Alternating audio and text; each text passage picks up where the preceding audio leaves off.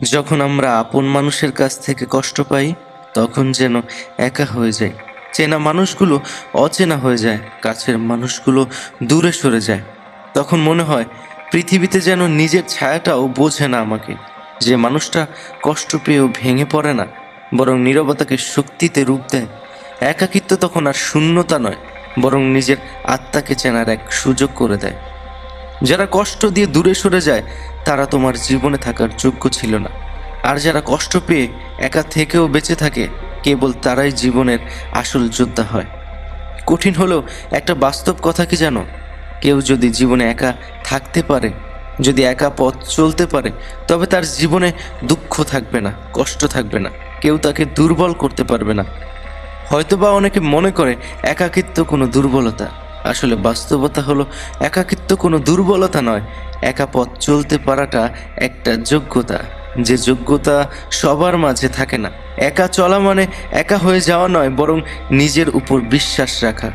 যখন কেউ পাশে থাকবে না, তখন নিজের ছায়াটাই হবে সেরা সঙ্গী। বর্তমানে যে যুগ, এই যুগে একা থাকাটা অনেক বেশি গুরুত্বপূর্ণ, অনেক বেশি প্রয়োজন।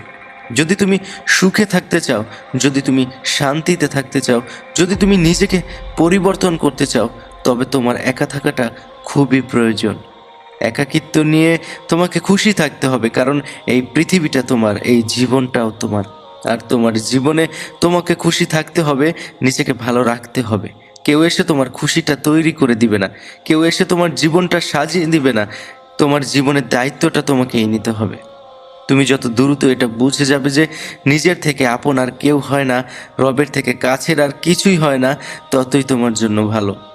প্রতিটা সফল মানুষ একা পথ চলার অভ্যাস করেছে বলে আজ তারা অনন্য।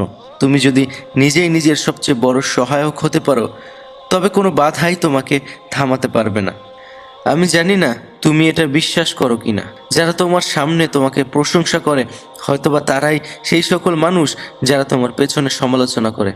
আসলে আজকের দিনে মানুষ চেনা অনেক কঠিন একটা কাজ। সত্যি বলতে, আজকের দিনে মানুষ চেনা অনেক কঠিন কাজ। প্রকৃত আপন মানুষ চেনা, প্রকৃত কাছের মানুষ চেনা বড্ড কঠিন। অবশ্যই সবাই নয়, তবে কিছু মানুষ তো আছে যারা অভিনয় করতে খুবই পছন্দ করে। মানুষকে যেটা দেখাতে চায় তার বিন্দুমাত্র তার মধ্যে নেই। তাই তো তোমাকে বলি, কিছু মানুষ বিষের থেকেও বিষাক্ত হয়। আরে, সাপ কামড় দিলে তো দেহে থেকে বিষ নামানো যায়, কিন্তু বিষাক্ত মানুষের ছোবল একবার জীবনে পড়লে সেই বিষ নামানো কঠিন হয়ে যায়।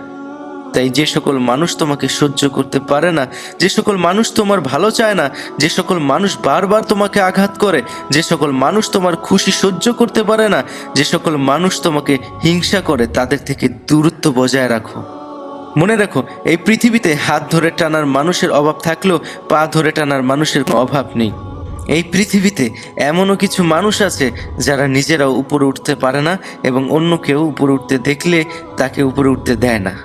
কিছু মানুষ হয়তোবা চায় তুমি সুখী হও, কিন্তু তাদের থেকে বেশি নয়।